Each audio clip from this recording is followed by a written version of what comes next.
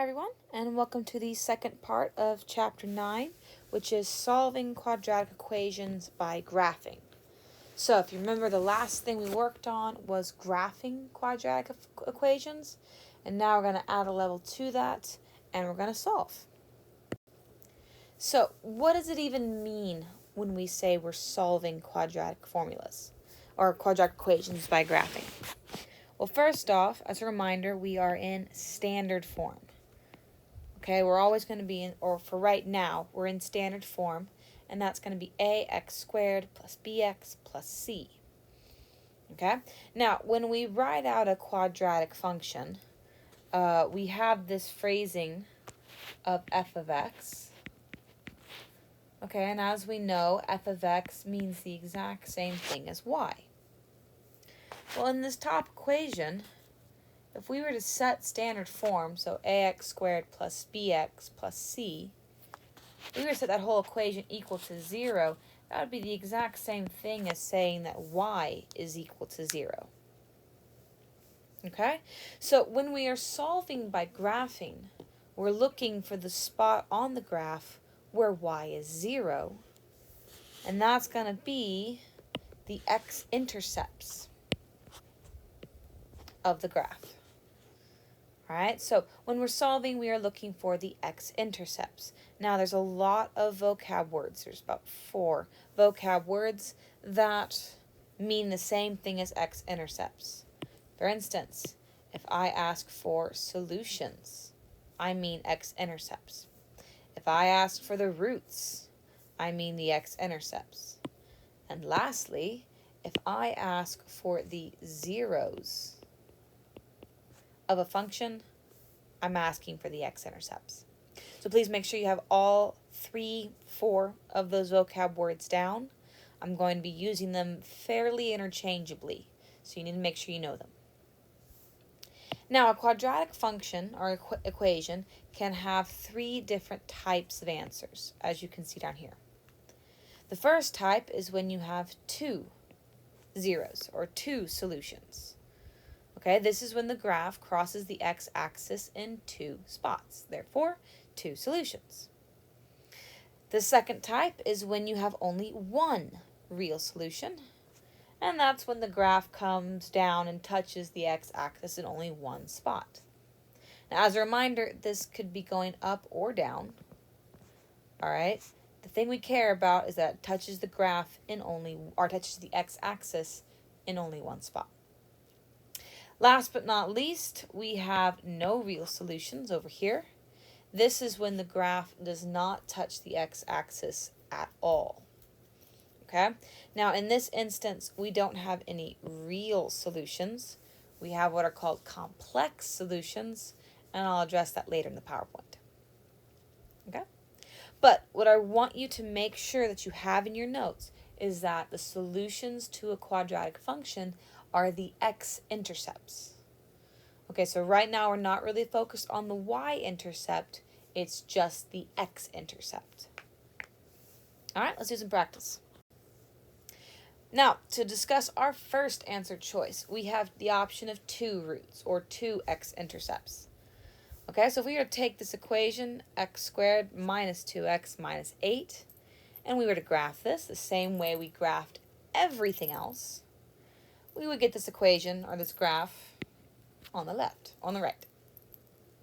Okay, so we graph the equation, and then we look and we see that, hey, it crosses the x-axis over here and over here.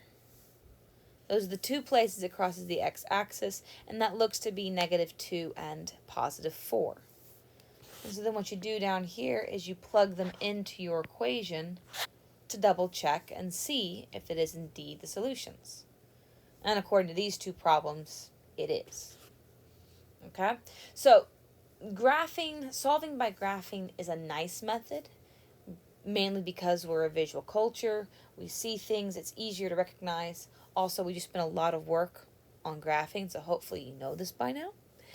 However, a big drawback to solving by graphing is that if you graph the equation incorrectly, or if your curve is slightly off, then you could miss the point. Okay? Or let's say hypothetically it's a fraction, because fractions are numbers too. What if you cross the x-axis at a fraction? Graphing's really not the best for telling us that. So it's always a good idea to double check and to plug what you think are the answers into the equation to make sure that they're the solutions. Let's graph some problems. All right, we're going to do this first one, and we are going to graph it the exact same way that we've been graphing everything up until this point. Here we go. I'm going to change colors. And the first thing I'm going to do is I'm going to find my axis of symmetry, which, as we know, is negative b over 2a. And there we have our x-axis, or our axis of symmetry at negative 2. So I'm going to come over here, and I'm going to do my dotted line at negative 2. Next, I'm going to plug into the equation and see if I can find the vertex. So I have a negative 2 squared minus 4 times negative 2 plus 5. And I'm going to solve this. This is going to be a negative 4, because negative 2 squared is 4, and then the outside negative comes down, plus 8 plus 5. Okay, so now I'm going to have 4 plus 5, which means 9. My vertex is at negative 2 and 9, which is a little off my graph, but it's okay. There's 7, 8, 9. I'm going to put it right there. Yay, ta-da. All right, next I'm going to plot my y-intercept, which is c. And my c is 5 in this case. So I'm going to put a point there at 5 and a point here at 5, reflecting it across the axis symmetry. And there are my 2 points. All right, next I am looking for my extra point, because in order to graph quadratic, I need 5 points. Now I'm looking for points that are going to be across the x-axis. So I'm actually going to branch a little bit away from the axis symmetry and do x is equal to 1. Okay, now that's normally farther away, so x is equal to 1.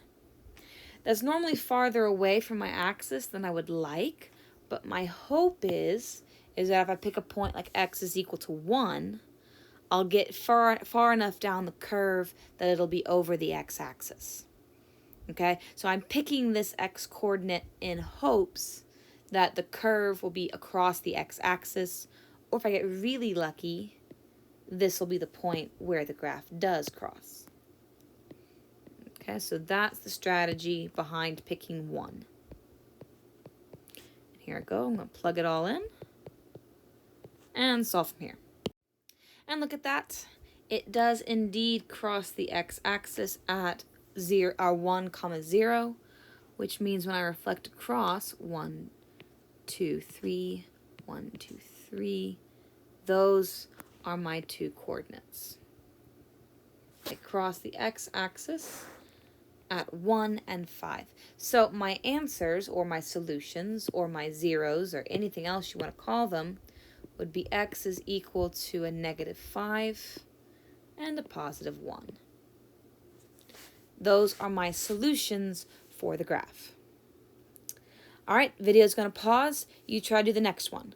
What you're going to do is you're going to graph it the same way we've always graphed it, and then you're going to pick points, and hopefully those points will be your x-intercepts, or at least you're going to try to make it work that way. All right, good luck. All right, and here is your answer. So as you can see, I graphed it. In this case, my y-intercept wasn't going to be very helpful at all. So I picked 2 points. X is equal to 3 and x is equal to 2. And it turned out that x is equal to 2 ended up being exactly what I wanted, because that is where the graph crosses the x-axis. And when I reflect across the axis of symmetry, I get x is equal to 6 as well.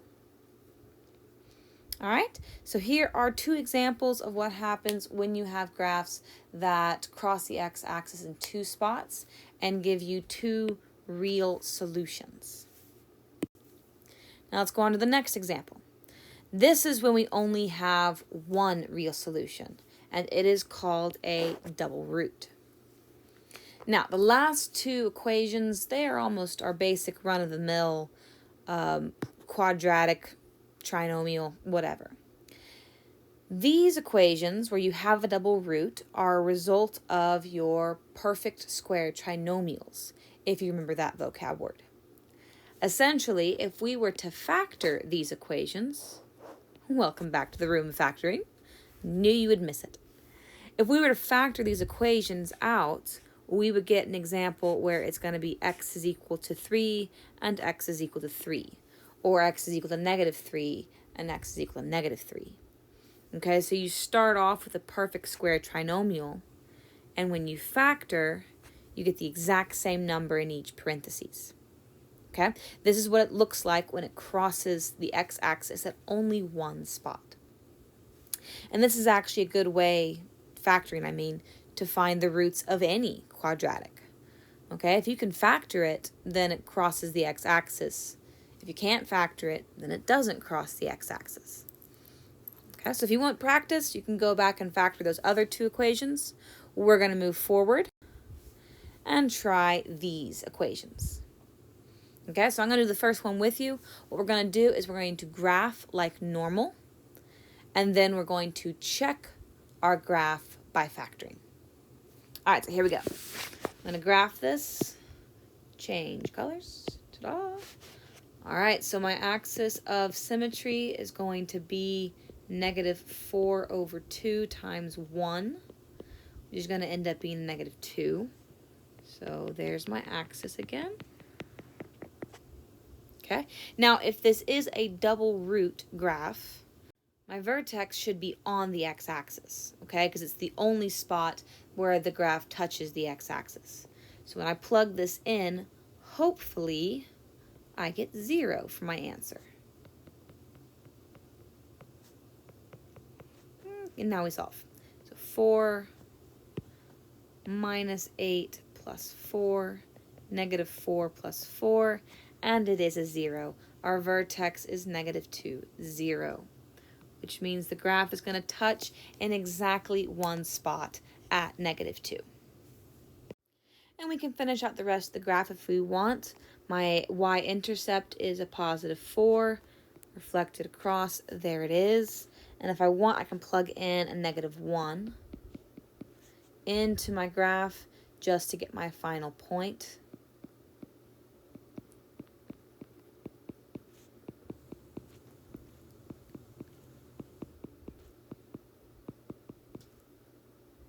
One, and there's the rest of our graph. And as you can see, it comes down and it touches in only one spot.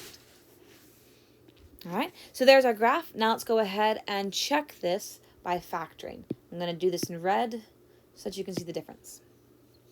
So as a reminder, when I'm factoring, I'm working off of standard form, and I want two numbers that multiply to C and add to B. So C is 4 over here, and so my only factors of 4 are going to be 1 and 4, 2 and 2. The only of those options that add to 4 are going to be 2 and 2. So I have x plus 2 and x plus 2. Now remember, when I'm solving, what I'm going to do is going to take each piece and set it equal to 0. So this is x plus 2 is equal to 0, and this is x plus 2 is equal to 0. When I solve for x, I get x is equal to a negative 2. All right? And that's how you get negative 2, because it's the same for both piece. That's your only answer. All right, go ahead and do the next one. Solve by graphing and then check with factoring. And here's the solution to the graph in green. As you can see, it touches the x-axis in only one spot, and that's at 5. And then, if I were to check this by factoring, two numbers that multiply to positive 25 and add to negative 10, well, that's going to be x minus 5 and x minus 5. And when I take that piece off to the side, x minus 5, and set it equal to 0, I get x is equal to a positive 5, which is my solution. All right. The last example we have is when you have no real roots. Again, just to draw you a quick sketch, this is when you have your graph and it does not cross the x-axis, whether by being above or below. It doesn't cross the x-axis at all. Okay? When you were in chapter 8, we were factoring, you had some that you couldn't factor. These were called prime, and these are what those equations would graph as. All right, so there are no real solutions for these kinds of equations, okay, because they don't cross the x-axis and don't have intercepts. Now, as I said, these numbers are called complex numbers, but you get to them in Algebra 2, so we're not really going to mess with them. For right now, if your graph doesn't cross the x-axis in any way, shape, or form, you're going to say it has no solution, or the null set.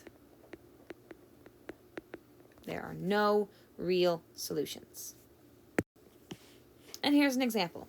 So if we were to graph the equation 2x squared minus 3x plus 5, and we were to graph that, we have a perfectly good quadratic, but notice how it doesn't cross the x-axis in any way, shape, or form. In which case, therefore, our solutions are no solutions. We don't have any solutions because it doesn't cross the x-axis at all. Okay? All right, so let's go ahead and do some. Let's find the zeros of this graph. I'm going to do the first one with you again, and then you'll do the next one on your own. So here we go. The axis of symmetry for this top graph, ta-da, it's going to be a positive 4 over a negative 2, which will give me a negative 2 as my axis. There it is. And then I know since A is negative, my graph is going to go down. Okay, so when I plug it into my equation, I should get a point below the x-axis. So I have a negative 2 squared minus 4 times negative 2 minus 5. This is going to be negative 2 times negative 2 is a positive 4. But my outside negative comes down, so negative 4 plus 8 minus 5. 4 minus 5 gives me a negative 1. My vertex for this graph is negative 2, negative 1. And sure enough, it is below my x-axis. So as I finish graphing this out, I'm just going to graph the y-intercepts here because that's easy to find. My graph is going to curve down. And it's not going to cross the x-axis, so I do not have any zeros. My answer is no solution, or the null set. Okay? Be careful. Don't put that you have 0 zeros. Okay? Don't go trying to put x is equal to 0, because 0 is an actual number. Okay? 0 is allowed to be an answer. If you don't have any solutions, say no solution or the null set. All right, do the last one, and when the video plays again, you'll see the answers. Okay, and for the green graph, I did the same thing I did on the blue graph, where I only did the vertex and the y-intercept, just so that we could get an idea of what our zeros would be. If I told you on a test or quiz to graph the equation, you would need all 5 points. But here we go again. We have a graph where the axis of symmetry is negative 2, but we know that since A is positive, it's going to go up. So when we find the vertex and we find out that it's going to be negative 2, 2, well, a graph going up will never cross the x-axis from there. So again, our answers are no solution or the null set. All right, and that concludes our video. If you have any questions, please let me know. Otherwise, I'll see you next time.